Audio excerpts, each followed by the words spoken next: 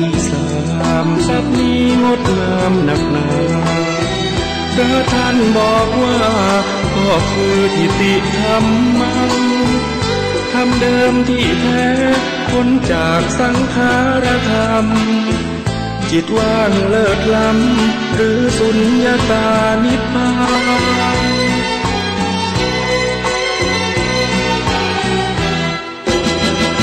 ทิฏฐิญาณังทิฏฐิภูตังทิฏฐิธัมมัง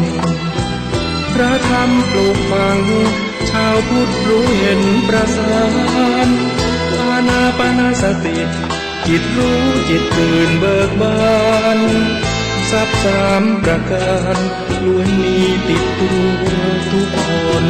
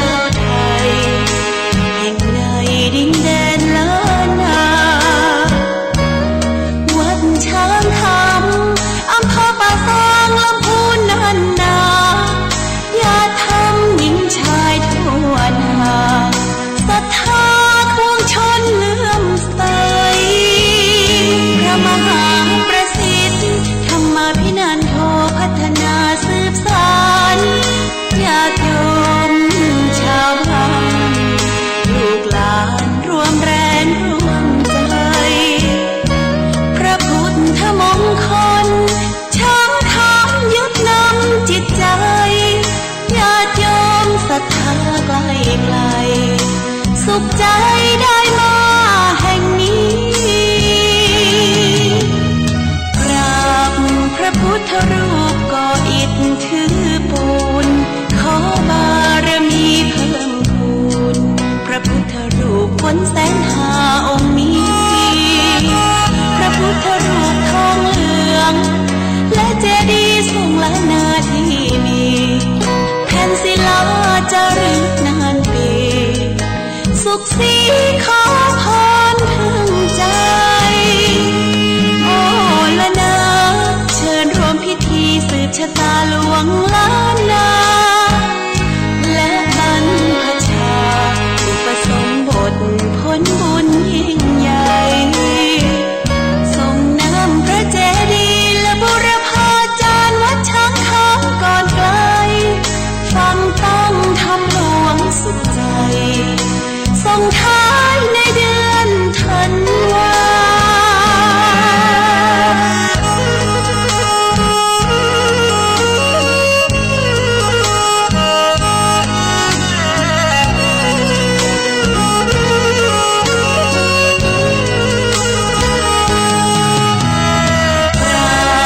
พระพุทธรูปก่ออิฐถือปูนขอบารมีเพิ่มพูนพระพุทธรูปพ้นแสนหาองค์นี้พระพุทธรูปทองเหลืองและเจดีย์ทรงล้านนาที่มีแผ่นศิลาจารึกนานปีสุขสีขอพรถึงใจโอ้ละนะหมุนคลื่นมาฟังรายการธรรมะสืบสานแห่งงานพุทธศาสนาพระมหาประสิทธิ์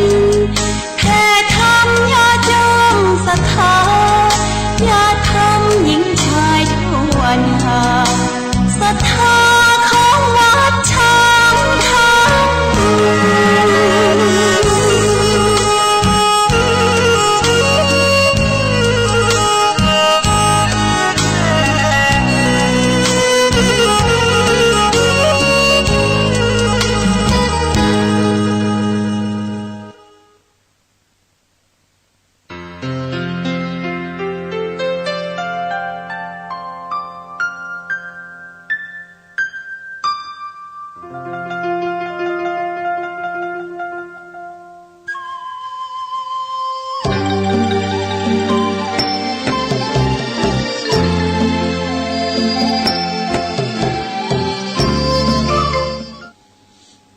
พุทธคุณวางไว้กลางกล้าวเพื่อป้องกันเราไปลินสิ้นทั้งหลายธรรมคุณทูลวางไว้กลางใจเพื่อช่วยให้หูทั่วถึงชั่วดีสังฆคุณทูลไว้ในชีวิตเพื่อช่วยปิดปลดทุกข์เป็นสุขีโดยบุญอภิวันอัญชรี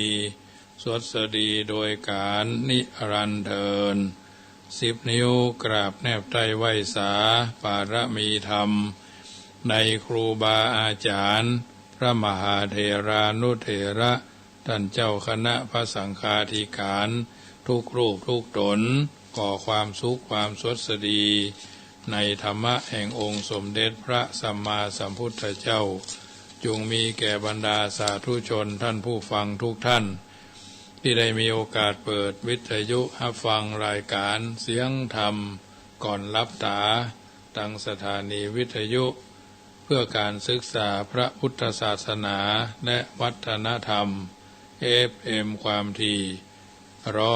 104.50 เมกะเฮิรตซ์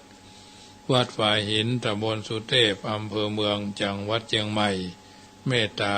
ในท่านพระครูสมุวิสุวัตรพรกิจโจท่านเจ้าอาวาสและท่านผู้อำนวยการสถานีวิทยุแห่งนั้น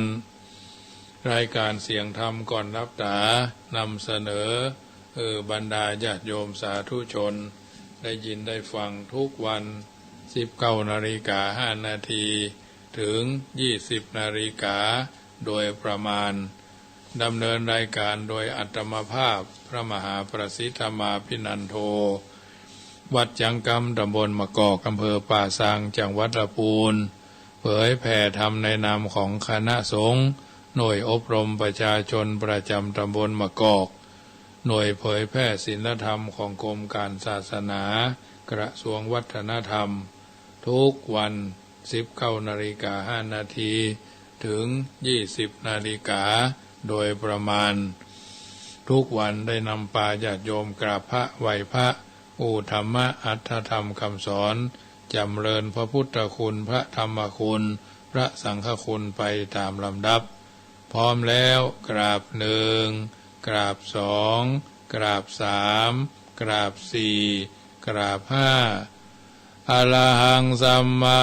สัมพุทโธภควาพุทธังภวันตังอภิวาเทมิกราบสวากขาโตภควตาธัมโมธัมมังนัมมัสสามิกราบสุปฏิปันโนภควโตสาวกสังโฆสังฆังนามามิ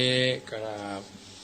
มาตาปิตุคุณังอหังวันตามิกราบ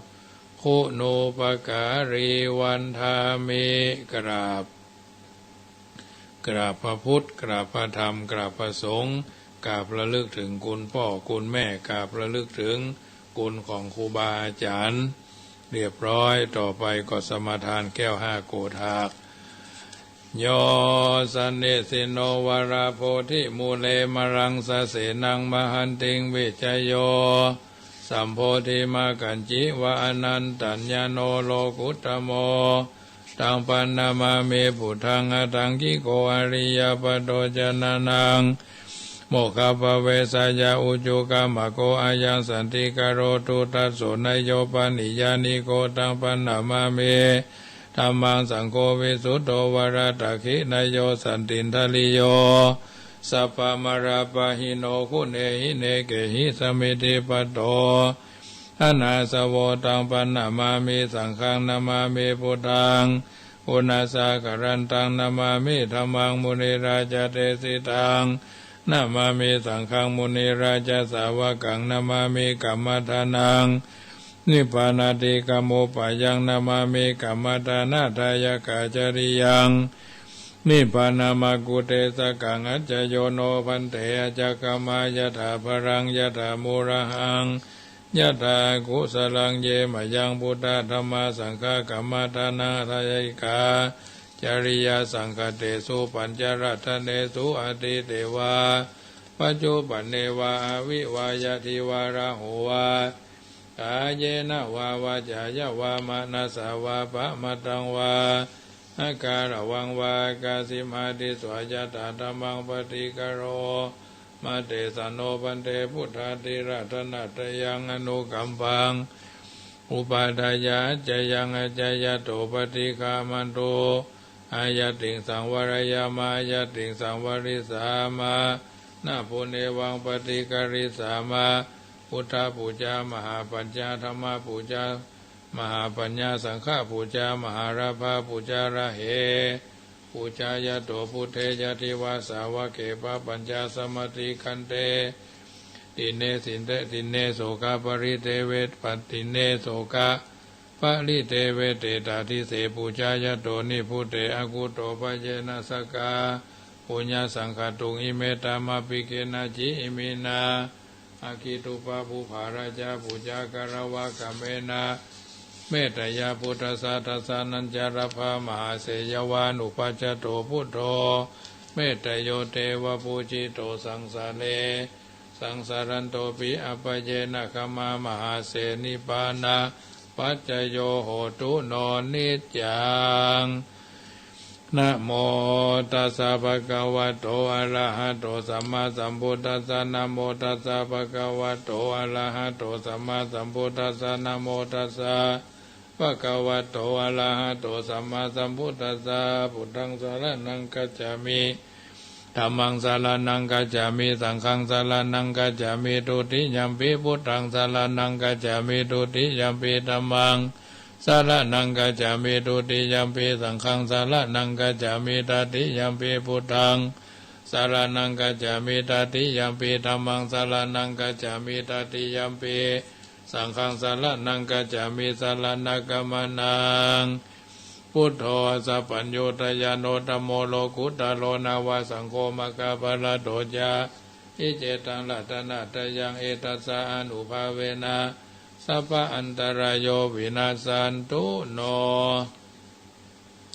นะโมเมสัพพะพุทธานังตัวติงสาวาลาลักขโนตันหังกะโลมหาวิโรเมตังกะโลมหายาโสสาลานังกะโลโลกาหิโตติปังกะโลจุตินทโลโกนดัญโยจนะปะโมโขมังกะโลปุริสาสะโพสุมาโนสุมาโนติโลเลวะโตระติวัฏโนโสภิโตคุณาสัมปันโนอโนมัตตสิจานุตโมปทุโมโลกัปปะโจโตนารโตวารสารติปตุมุตตโลสัตตสาโลสุเมโทอากาปุกาโลสุจโตสัพพโลกโกปิยตัสสีนาราสะโพอัตตสิกรุณิโกธรรมตัสสิธรรมโมนุโทสิทธัตโตอาสามโมโลเกติโสจาวัตตังวโรปุโสจาปวโรปุโตวิปัสสิจาอนุปโมสิกิสัพพะหิโตสัทธาเวสัพพุสุกาตายโกกักุสันโทสัทธาวะโหโกนากามโนรนัญจโหกัสสะโพสิริสัมปันโนโกตโมสักกัญญาปุงกโวอัตถวิสติสังฆตาอิเมพุทธามหิติกากรุณากุณาสัมปันนาสัพพโรกาภิปูจิตวะเอเตตัสสะปะราพุทธาอุตตมะอากาปุกลาเตปิสังฆคุณาอสุปิติเยอมตังปะตังเอเตพุทธาอติตาจามังกราหุติสัพพตาอัตวิสติเมพุทเทอาหังวันตามิสัพพตาเตสังญาเนนะสีเลนะขันติเมตตาปะเรนะจะเตปิโนอนุราคันตุอโรกเยนะสุเขนะจะอัตวิสติเมพุทเทโยนาโลสารานังกะโตกะปานิสัตตะสหัสสานิทุกขติงโสนะกัจฉันเตอัตถวิสติพุทธปาลิตังศาสนาสัจโลกัสสวุติภวตุสัพพตาศาสนัมปิจโลกัญจเทวาลกันตุสัพพตาสติงหนตุสุขีสัพเพปริวะเลหิอัตโนอเนคาสุมานาหนตุสหัสสเปหิยติภิยัสสานุสาลเนนะปิอันตาลิเขปิปานิโนปฏิธรรมติขจันติภูมิยังวิยาสัพพตาสัพพุปตวาจาลมหายคาโจราภิสัมภวาขานานานาจามุตตานังปาลิตันตัมภนามาเหเอวัมเมสุตังเอกังสมายังภควาสาวัตถิยังวิหารติเจตวันเนอนาถาบินดิกัสสะอาลาเมตระโขภควาภิกขุอามันเตสิภิกขโวติ พระดันเตติเตปิโขภควะโตปัจจโสสุภควาเอตัตตโวจาพุทธภูปังภิกขเวเทวาสุรสังฆโมสมุปยุนลาโหอาโหสีอาตาโขภิกขเวสโกเทวานามินโทเทเวตาวติงเสอมันเตสิสะเจมาลิสาเทวานังสังฆมาคตานังอุปจายาปยังวาจัมพิตตังวาโรมาหังโสวามาเมวัตสามิงสมาเจตาจักขังอุโลกายธรรมบังหิโวตาจักขังอุโลกายตังยัมภวิสติพยังวาจัมพิตตังวาโรมาหังโสวาโสปะหิยิสติโนเจเมตาจักขังอุโลกายตาอัตถาปัจจปฏิสะเทวราชสัตตาจักขังอุโลกายตาอัตถาปัจจปฏิสะหิโวเดวราชสัตตาจักขังอุโลกายตังยัมภวิสติพยังวาจัมพิตตังวาโรมาหังโสวาโสปะหิยิสติโนเจปัจจปฏิสะเทวราชสัตตาจักขังอุโลกายตาอัตถาวาลุนัสสะเทวราชสัตตาจักขังอุโลกายตาวาลุนัสสะหิโวเดวราชสัตตาจักขังอุโลกายตังยัมภวิสติพยังวาจัมพิตตังวาโรมาหังโสวาโสปะหิยิสติโนเจวารุนัสสะเทวราชสัตตาจักขังอุโลกายตาอัตถาอิสานัสสะเทวราชสัตตาจักขังอุโลกายตาอิสานัสสะหิโวเดวราชสัตตาจักขังอุโลกายตังยัมภวิสติพยังวาจัมพิตตังวาโลมาหังโสวาโสปะหิยิสติติตังโคปนะภิกขเวสัสกัสสวะเดวานามินทัสสะทัจจขังอุโลกายตังปัจจปฏิสวะเดวราชสะทัจจขังอุโลกายตังวาลุนัสสวะเดวราชสะทัจจขังอุโลกายตังยุตานัสสวะเดวราชสะทัจจขังอุโลกายตังยัมภวิสติพยังวาจัมพิตตังวาโลมาหังโสวาโสปะหิเยตาปิโนเปปะหิเยตาตังกิสาเหตุสโกหิภิกขเวเทวานามินโทอวิตราโคอวิตาโรโสอวิตาโมโหภิโรจัมพีอุตราสีอปารายิติอิตาหันจะโขภิภิรุอาจัมพีอุตราสีปารายิติอาหันจะโขภิกขเวเอวังวัฏามิสเจตุมากังภิกขเวอรัญญคตานังวาลูกขามูราคตานังวาสุญญาคลาคตานังวาอุปจัยยาพยังวาจัมพิตตังวาโลมาหังโสวาโสปะหิยิสติโนเจวาโลมาหังโสวามะเมวะตัสสมิงสัมมาเจอนุสรายทาอิติปิโสภะคะวาอะระหังสัมมาสัมพุทโธวิชชาจารณะสัมปันโนสุขโตโลกวิทูอนุตตโลปุริสาธรรมสารติสัตตเทวมนุสานังพุทโธภะคะวะติมะมังหิโวภิกขเวอนุสรตังยัมภวิสติพยังวาจัมพิตตังวาโลมาหังโสวาโสปะหิยิสติโนเจมังอนุสรายตาอัตตตัมมังอนุสรายตาสวากาโตภะคะวะตาธัมโมสันติติโกอากาลิโกเอหิปัสสิโกโอปนายิโกปัจจตังเวทิตาโพวิญโยหิติธัมมังหิโวภิกขเวอนุสรตังยัมภวิสติพยังวาจัมพิตตังวาโรมาหังโสวาโสปะหิยิสติโนเจธัมมังอนุตสรายตาอัตตสังฆังอนุสรายตาสุปฏิปันโนภะคะวะโตสาวกสังโฆอุจุปฏิปันโนภะคะวะโตสาวกสังโฆยะยะปฏิปันโนภะคะวะโตสาวกสังโฆสามิจิปฏิปันโนภะคะวะโตสาวกสังโฆยะติตังจัตตาลิปุริสายุคานิอัตตาปุริสาบุคลายสาภะคะวะโตสาวกสังโฆอหุนายโยปะหุนายโยตักขินายโยอัญชลีกาลานิโยอนุตตรังปุญญเขตังโลกาสติสังฆังอีโวภิกขเวอนุสรตังยัมภวิสติพยังวาชัมพิตตังวโรมหังโสวาโสปะหิยิสติสังฆังอีโวภิกขเวอนุสรตังยัมภวิสติพยังวาชัมพิตตังวโรมหังโสวาโสปะหิยิสติตังกิสาหิโตตถาคโตหิภิกขเวอรหังสัมมาสัมพุทโธวิตระโควิตาโตโสวิตาโมโหอภิโรอาจัมพีอนุตตราสีอปรายิติอิธรรมโวจาภควะอัตตมนาแต่ธรรมโวจาภควะอิทังวัตวนาสุขปโตอัตถปรังเอตัทโวจาสัทธาอรัญเจรุขะมุเรวะสุญญาคาเรวะภิกขโวอนุสเรธาสัมพุทธังพยังตุมากาโนสิยาโนเจพุทธังสรายธาโรกาเจตังนาราสะบังอัตตมัง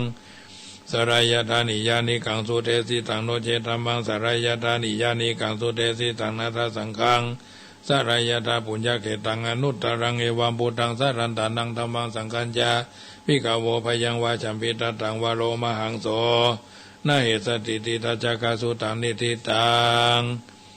ต่อไปก็บทสวดกรณียะมัตตสูตรเนยะสานุภาวะโตยะขาเนวะทัสเสนติพิงสนังยมหิเจวา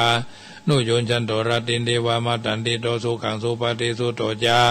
ปะปังกินจีนะปัสสติเอวามาติคุณุเปตัง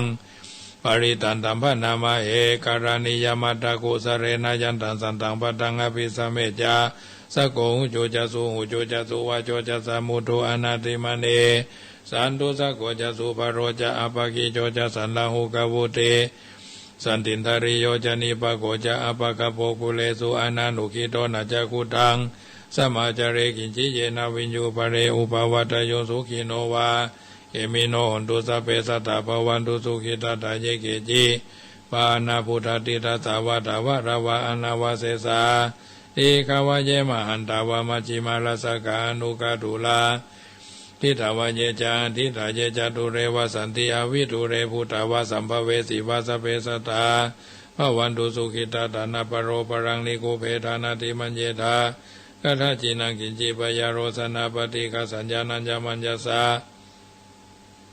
ทุกามิชัยยมัตตายธานิยังพุทธังอายุสาเอกพุทธมโนราเขเอวัมปิสัพพะพุทเตโส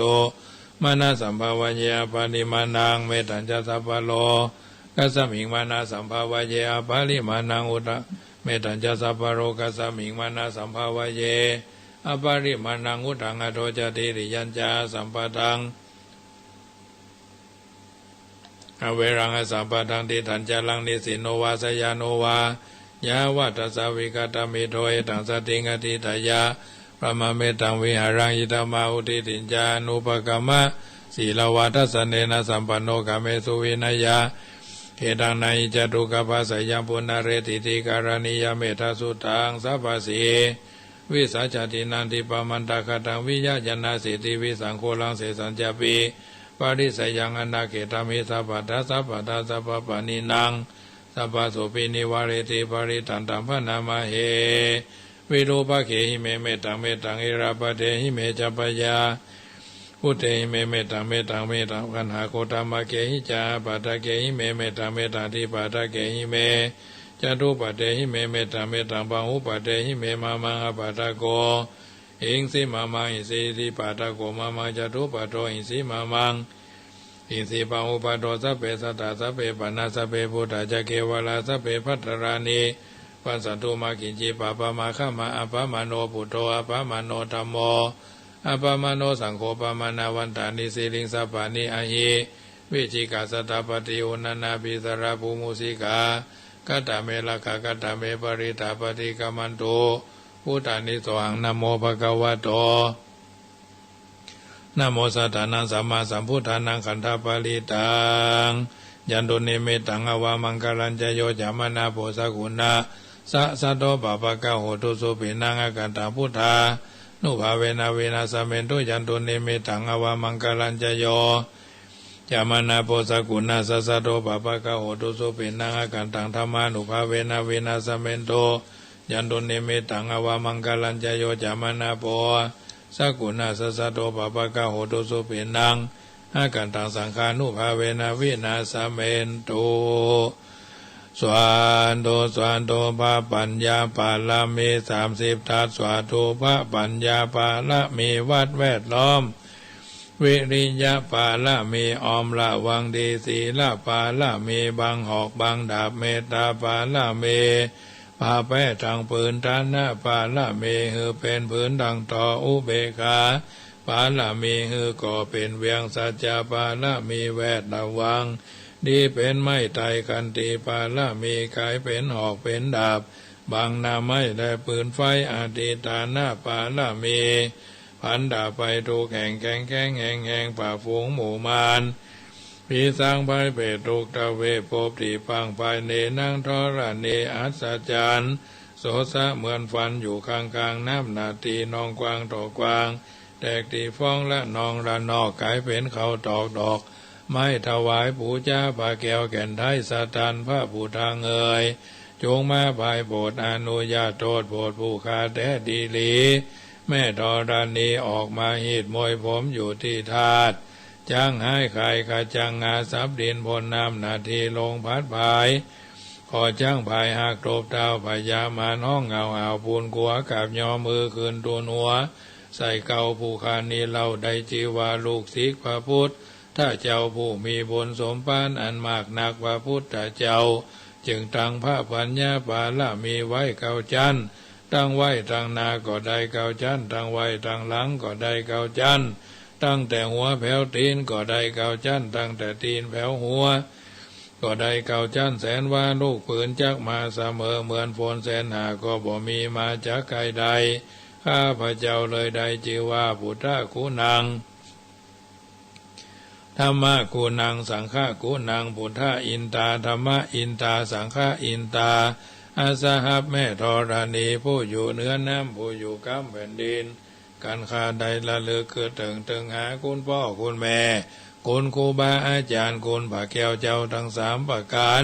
คุณพระพุทธคุณพระธรรมคุณพระสงฆ์คุณแดดคุณฝนคุณน้ำคุณลมคุณไฟคุณกุศลเจ้าก็ดีคุณนางอุตราเจ้าก็ดีคุณพระปเจกเจ้าก็ดีคุณพระตนเมตตาภาวนาเจ้าก็ดีคุณแม่ธรณีเจ้าก็ดีคุณจงมาสัมพิทักษ์รักษาคุ้มครองทั้งกำนาและกำหลังยังตนตัวแห่งผู้ฆ่าตั้งแต่ดีคากาละยามนี้วันนี้ค่ำคืนนี้ต่อไปนี้จิมแด่เธอพุทโธพุทธังรักษาธัมโมธัมมังรักษาสังโฆสังฆังรักษา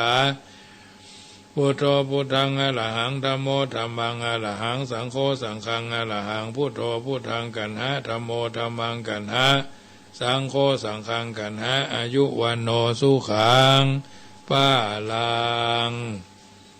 เอาละญาติโยมสาธุชนคนดีได้ฟังน้ำฟังธรรมการสังวาสสวดที่ยายพุทธคุณธรรมคุณสังฆคุณเป็นลำดับแล้วนำไปเป็นประทีปธรรมนำชีวิตเฮาท่านทั้งหลายอยู่สุขสบายตลอดเสี่ยงกีฬาการยาวนานไปใจแผ่เมตตาอย่างที่เราเคยว่ากันประจำว่า ยังบุญยังอันว่าบุญอันใดกัตตาปังอันใดกะทำปั้มเปงแล้วมันดานะมะยังว่าอันใดคือทานก็ดีศีละมะยังว่าอันใดหักษาศีลก็ดีภาวนามะยังว่าอันใดจำเริญภาวนาก็ดีนิพพานาปัจจโยจงเป็นปัจจัยก้ำโจฮือผู้ค้าทั้งหลายพันได้ไปฮอดเวียงแก้วยอดเนรปานอันเสียงไปแห่งกิเลสธรรมทั้งหลายจุงมีแก่ผู้ค้าทั้งหลายเที่ยงแท้แด่เตอเอาละญาติโยมท่านสาธุชนท่านผู้ฟังทั้งหลายได้ยินได้ฟังการสังวาสสวดที่ยายพุทธคุณธรรมคุณสังฆคุณเป็นลำดับบัดนี้จะได้นำมาอุเอิญเจริญปอนน้ำธรรมคำสอนมีพระพุทธบาลพระพุทธดำรัสว่ากิจโฉมนุสสปฏิลาโภกิจฉังมัจจานะชีวิตังกิจฉังสัทธรรมะสวนังกิจโฉพุทธานะมุปาโทความที่กับได้เกิดในกำเนิดมนุษย์สายากนักแสนยากหนาเปรียบดังเต่าจมวังบนแลตัวเต่าตะนุสองจักษุบ่เห็นหนแอกน้อยลอยล่องชนโผศพช่องปล่องหายใจฉันใดเปรียบฉันนั้นใช่ลำพันฮื้อเกินไปตรวจดูฮื้อหู้ในประเภทสัตว์อุบัติตนเพราะพวกเดียรัจฉานทั้งว่ายครานบินเวหนมากมายอเนกนนสุดละสัมจักพันละนาฟองไข่นับด้วยหมื่นเผ่าพันชื่นสัตวาแม่เดียวเหลือขนาจักนับท่วนประมวลมีหนึ่งเล่าเกิดมาแล้วได้ขาดแก้วจากโรคีอยู่ยืดชื่นชีวี โดยยากนักจะรอดมาอีกทั้งอีกได้ฟังคำพระสัทธรรมเทศนาพบองค์พระสัมมาสัมพุทธอรหันต์เพราะเหตุว่าจอมปราดผู้โลกกนาถพระกวันนานนับด้วยกับกันจึงจะตัดอุบัติมีนี่แหละท่านทั้งหลายทั้งผู้ชายและนาลีฟังแล้วเร่งยินดีจงชื่นชมสมนาที่เฮาได้เป็นคนและรอดพ้นจากตายมา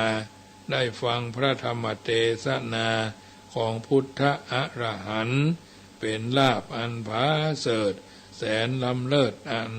อนันต์ครันอย่าหลงคิดสำคัญว่าเกิดง่ายหมายผิดแลเนี่ยอันเนี้ยญาติโยมสาธุชนท่านผู้ฟังทั้งหลายท่านกล่าวเอาไว้ก็เป็นเรื่องที่น่าคิดเฮาก้าวไปสู่ความตายทุกขณะว่ายะถาทันเดนะโคปาโลคาโวปาเชติโคจรังเอวังชะลาจะมัจจุจะ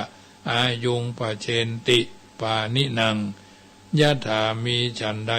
ชีวิตไสอุปมาดุจนายโคปาลา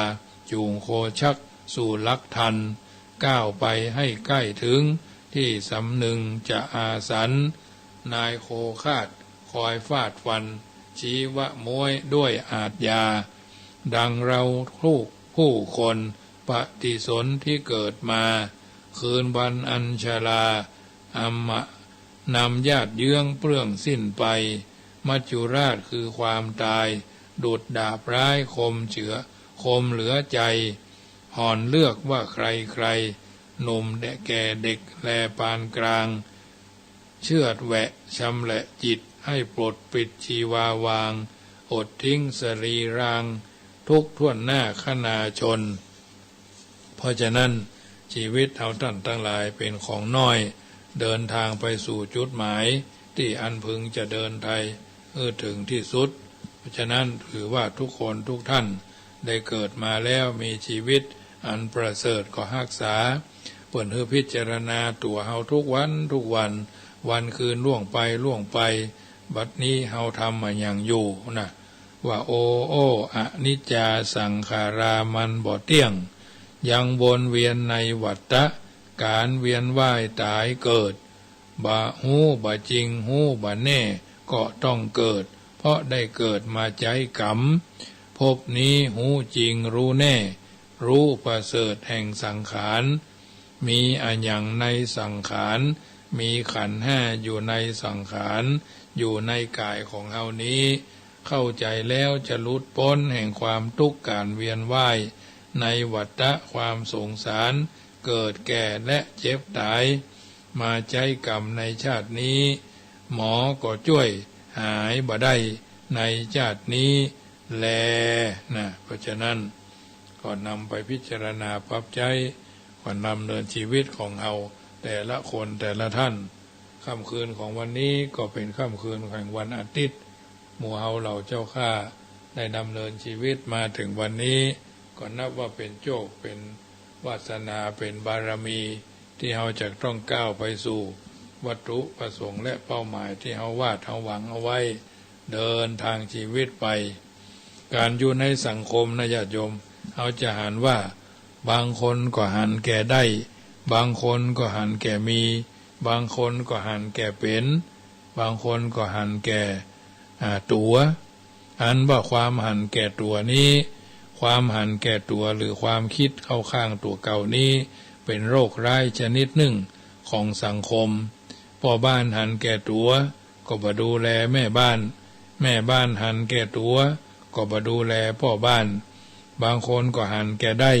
นะหันแก่เอาของเพื่อนอย่างเดียวบ่เคยจกบ่เคยจ่ายไปกินบ้านเพื่อนก็คือเพื่อนจ่ายบ่เคยเอาอย่างไปหอมเพื่อนหอมฝูงเลยแม้ในสังคมชุมชนก็เหมือนกันอย่างเพื่อนไปกินไปทานเพียววัดพัดเพียววัดเพียววาเพียวหมู่บ้านหันเพื่อนกินก็กินกับเพื่อนบ่เคยจกบ่เคยควักนะบ่เคยอเมริกันแชร์นะนักปราชญ์บางท่านได้กล่าวไว้อย่างเจ็บใจว่าค ความหันแก่ตัวเป็นภัยร้ายของสังคมก็คงจะแม่นในวัดถ้าตู้หลวงหันแก่ตัวก็มาดูแลลูกน้องลูกวัดลูกวาลูกวัดถ้าหันแก่ตัวหันแก่กินอันยังมาก็วับอันยังมาก็แวบอันยังมาก็วาบอันยังมาก็หวามนี่คือหันแก่ตัวเจ้าคณะตั้งแต่ตำบลอำเภอจังหวัดภาคหนและมหาเถรสมาคมสูงขึ้นไปตามลำดับก็เช่นเดียวกันถ้าหันแก่ตัวบ่พอตั้งลุ่มไหมนะลูกน้องป้องปายเจ้าคณะพระสังฆาธิการตายแต่ละตำแหน่งเจ้าอาวาสหันแก่ตัวก็ลูกวัดอยู่บ่มีความสุขเจ้าคณะตำบลหันแก่ตัวเจ้าอาวาสในตำบลก็บ่มีความสุขเจ้าคณะอำเภอหันแก่ตัวเจ้าอาวาสเจ้าคณะตำบลในอำเภอนั้นก็บ่มีความสุขเจ้าคณะจังหวัดนั้นหันแก่ตัวเจ้าวาดเจ้าคณะตำบลเจ้าคณะอำเภอ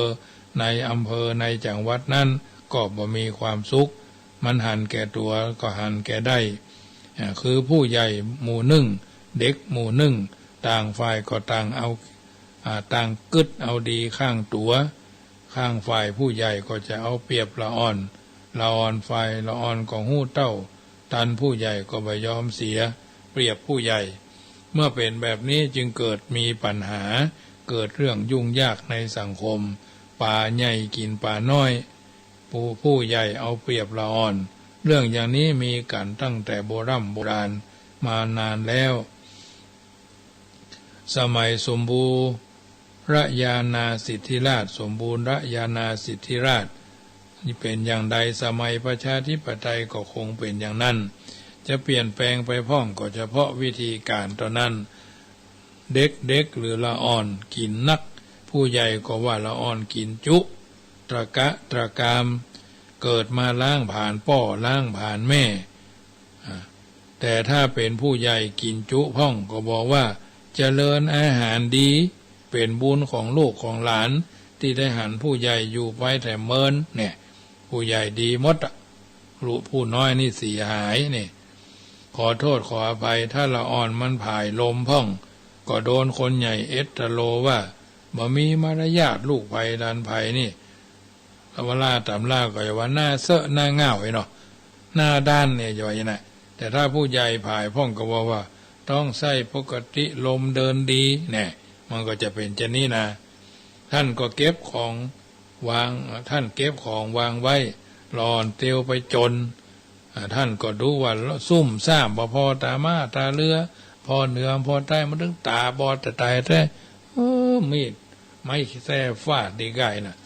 พอตามาตาเรืออีหรอกแต่ถ้าเป็นผู้ใหญ่ไปจนท่านก็เอ็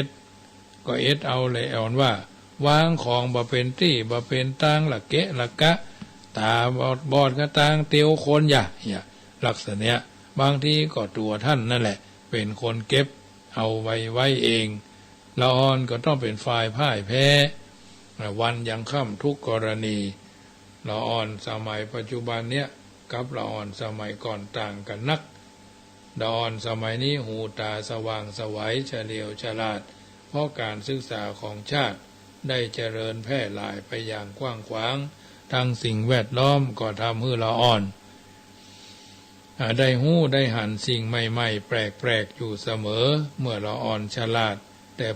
ถูกผู้ใหญ่หลอกเล่นกลจะเอาเปรียบพ้องก็ไม่ยอมเข้าฝ่ายผู้ใหญ่หัวเก่าๆเกิดก่อนสมัยเปลี่ยนแปลงการปกครองการศึกษาก็ได้รับตามหลักสูตรเก่าๆอยู่ตามละอ่อนเป็นอย่างเป็นต้องอดหลอกเอาเปรียบบ่ได้ถ้าละอ่อนหู้ตันก็จะเอาได้ดังใจหวังเมื่อบ่ได้ตามปรารถนาก็ใช้วิธีข่มขู่เมื่อข่มขู่บ่แล้วก็หาทางกลั่นแกล้งเบียดเบียนเอาโดยประการต่างๆอย่างนี้แหละความวุ่นวายเดือดร้อนของสังคมทำไมจะบ่เกิดขึ้นผู้ใหญ่ทำมันยังเป็นอันถูกหมดถึงแม้จะพิษจะพลาดจะขาดจะเคลื่อนก็เอาสี่ข้างเข้าถูว่าถูกอยู่นั่นแหละ ล่าต่ำล่าก็ข้าเกิดก่อนสูข้าหันตะวันก่อนสูข้าอาบน้ำก่อนสูทำแก้ตัวเราเนี่ยเป็นบทส่งท้ายเหมือนมดหนทางสู้ ผู้ใหญ่ที่ขาดเหตุขาดผลมักจะเอาเปรียบเราอ่อนด้วยทั้งที่กล่าวมาถ้าผู้ใหญ่ซึ่งมีลักษณะอย่างนี้เป็นหัวหน้าหมู่หัวหน้าคณะประเทศชาติก็จะพาหมู่พาคณะพาประเทศชาติไปสู่ความล่มจมเพราะบ่ได้ถือเอาเหตุผลเอาความถูกต้องเป็นหลักเอาตัวเองเป็นใหญ่จัดเป็นอัตตาธิปไตยไปทำให้ผู้อยู่ใต้บังคับบัญชาคลายความนับถือความเชื่อมั่นในตัวผู้ใหญ่แถมยังนึ่งผู้ใหญ่ทำความชั่วเสียหายอันใดถ้าละอ่อนจะทำตัวพ่องถึงแม้ผู้ใหญ่จะทักท้วงห้ามปรามละอ่อนทั้งหลายมันก็บ่เชื่อฟังถ้าห้ามนักเข้าอาจจะถูกสอกกลับเข้าได้เช่นการโกงการคอร์รัปชันเมื่อตัวการใหญ่ๆทำกันเป็นล่ำเป็นสันร่ำรวยจนผิดปกติแล้วจะมาห้ามผู้น้อยบ่ฮือทำถ้าทำจะมีโทษอย่างนั้นอย่างนี้มันจะเป็นไปได้หรือในวงการของผู้ใหญ่มันเหลวแหลกอย่างนี้วงการผู้น้อยจะบะเละเทะยิ่งกว่าหรือต่างคนต่างฝ่ายต่างคนต่างฝ่ายหันแก่ตัวเช่นนี้ถ้าหากเป็นคนของในครอบครัวก็จะทำให้ครอบครัวล่มจมถ้าเป็นคนในวงของสังคมก็ทำให้สังคมเดือดร้อนถ้าเป็นคนในวงการรัฐบาลก็จะนำความเสียหายมาสู่ชาติประเทศเมื่อรูปการเป็นเช่นนี้เอาก็จะไปโทษไผจะโทษผู้ใหญ่หรือจะโทษละอ่อนเอาลองมาสาวหาต้นต่อของผู้ใหญ่ก่อนว่าผู้ใหญ่คือไผมาจากไหนผู้ใหญ่คือละอ่อนเมื่อก่อนมาจากละอ่อนมาได้เชื้อรับเชื้อหรือโรคติดต่อมาจากผู้ใหญ่เช่นเดียวกัน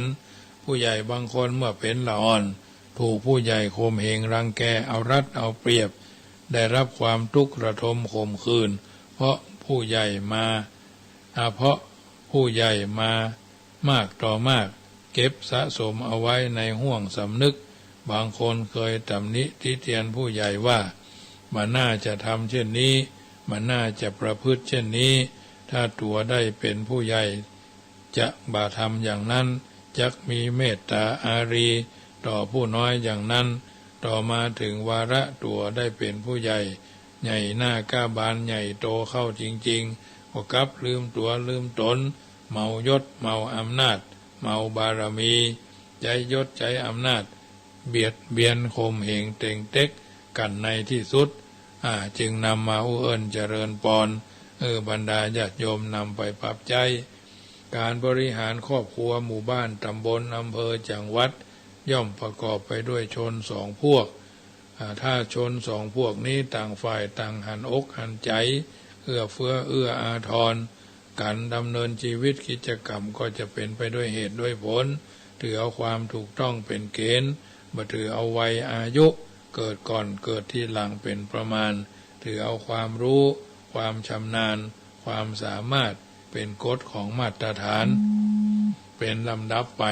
เพราะฉะนั้นญาติโยมสาธุชนท่านผู้ฟังทั้งหลายนำไปปรับใช้ในการดำเนินชีวิตของเฮาท่านทั้งหลายเป็นลำดับไปน้ำธรรมคำสอนจากรายการเสียงธรรมก่อนรับตาก็มาถึงช่วงสุดท้ายก่อนนำรายการจากท่านไปในค่ำคืนของวันอาทิตย์นี้ก็นำเอาบทกลอนสอนใจหนึ่งในเทศกาลวันแม่ที่จะมาถึงวันที่12เดือนสิงหาทั้งเดือนเป็นเดือนแม่ที่เฮาท่านทั้งหลายควรจะทำความเข้าใจว่าปะทุมังปุกผังกาบย้อยจักกล่าวข้าวถ้อยร่ำไรไข่จ๋าพร้อมกับนี้กราบแม่วันตาวันพระมารดาแห่งพระแม่เจ้าจะได้เวียนมาถึงครบปีขวบเข้า12สิงหาจวบปบ2565ตันติเคารพวันเกิดแม่เจ้าเมืองไทยทุกถิ่นทุกแคว้นแดนใกล้แดนไกล เปิดฟ้าเมืองไทยจัดกันทั่วหน้า90 ปีพี่น้องเจ้าข้าองค์ราชินีพันปีแม่ไทยบัดเดียวนี้หน่อแม่ขอก้อนไกพระคุณแม่เจ้ามารดาคนเฮามนุษย์ที่เป็นบุตรตีบุตรตาพระแม่มารดาเลี้ยงมาแต่น้อยแม่บ่ห่างไกลจิตใจไฟห้อยไล่มดยุงไห้เหือดหินหมากไม้มังสาพักป่าและจีนหาเลี้ยงลูกน้อยจีวังเมื่ออยู่ในต้องแม่ทรงทุกขังน้ำตาญัวปังอดหวานกินส้มจะกินอะหยังของลวกของต้มก็รอเมื่อรอหื้อเย็นหมดปิดอาหารแสลงสำแดงออกฤทธิ์ก็จำใจกั้นไกลกราจะกินลาบจีนจะกินลาบป่าจักสูบเบ้ายาต้องตองกล้วยตีบดิบแห้งก็กลัวลูกตัวเป็นต้องเบ่นแดงอังกะเกิดมาบ่ครบกึดหน้ากึดหลังท่านที่เคารพจิตใจแม่เจ้ามารดาจะกินเขานักฮือเต็มอัตตาก็กลัวลูกยาเกิดมายากใบเมื่อยามเจ็บเป็นหนาวเย็นฮ้อนไข้กินยาอันใดก็กึดเป็นไข้ขึ้นสูงตัวฮ้อนวึดก็ย่อมอดกั้นทนเอาจะกินยานักก็กลัวลูกเงากลัวบ่งามเราเมื่อสู่โลกกว้างจักหกจักเหินเดินไปหับจ้างก็ต้องเตียวต่างเลื่อนลิดก้อยยกย่างตีนบ่ได้วิ่งวิทสลิดออดอ่อนแอวองค์จะนั่งจักนอนก็พอตัดตรงกลัวผาเลิศลงสะนางต้องใส่สนันต้องใส่ต้องประมาณครบ9 เดือนได้ลูกน้อยไก่กาจากต้องหมู่ญาติกาเอาอาพี่น้องต่างสุขแถมข้องจากทุกชื่นสู้ยินดีจักยิงใจนั่นแม่แสนสุขีลูกเกิดมาดีแม่สุขใจใบถึงแม่ทุกโจรเรโลนฮ้อนไม่แต่ใจภายในบ่ทุกเสาะว่าหากินหัวมุ่นคนสุขก็อดสากันเอาลูกใหญ่แล้วบ่ฮื้ออายเขาแม่ก็ส่งเฮาไปห้ำเฮียนก้าวหน้าลูกเป็นคนดีวิชาเก่งกล้าพิถามารดาสุขล้ำบอกว่ายามนอนยามกินข้าวน้ำใจพ่อแม่เจ้าเจยบานหากลูกอยากไร้กลายเป็นคนผานเป็นอันธพาลใจการบ่ได้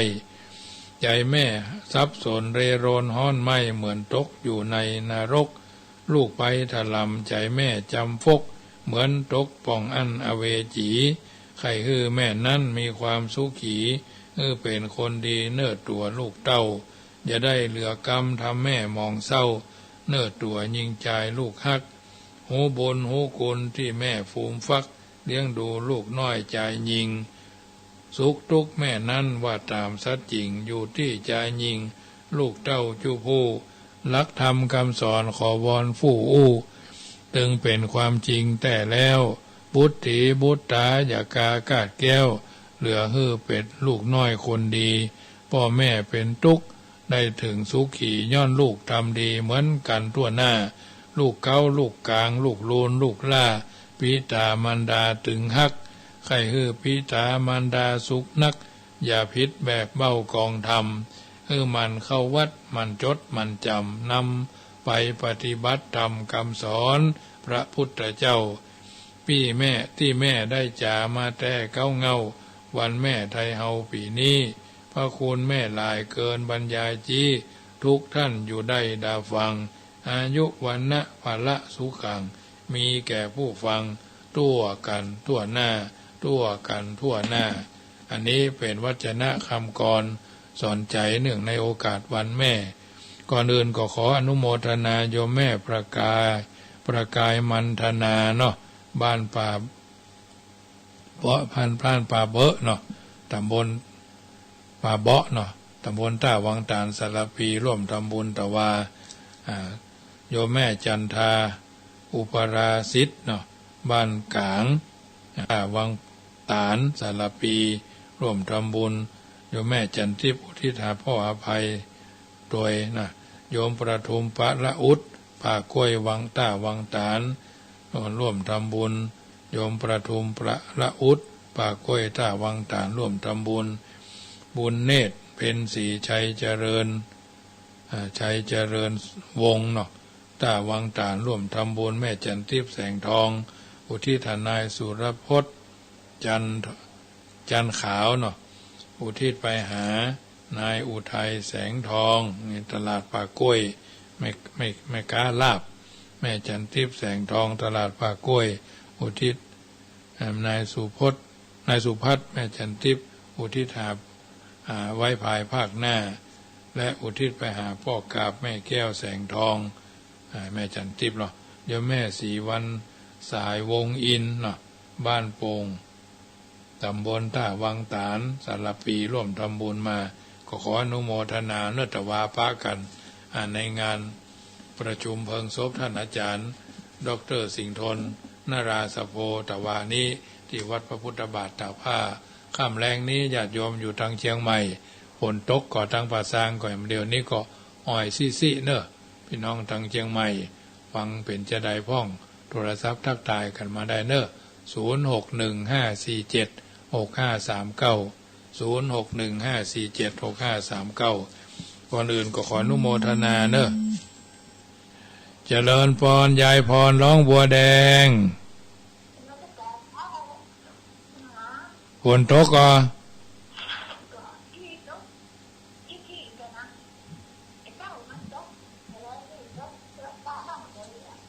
ประเภทว่ามีฟ้าห้องมาหัวแรงละน่ากะฟังชัดเจนเนาะชัดเจนดีเนาะเจ้าเป็นกำลังใจเนอะเจริญพรเนาะ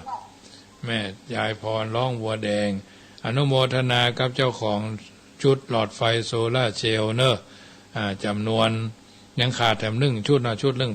1,350 บาทโยมแม่สังวานคัดดุมพู1 ชุด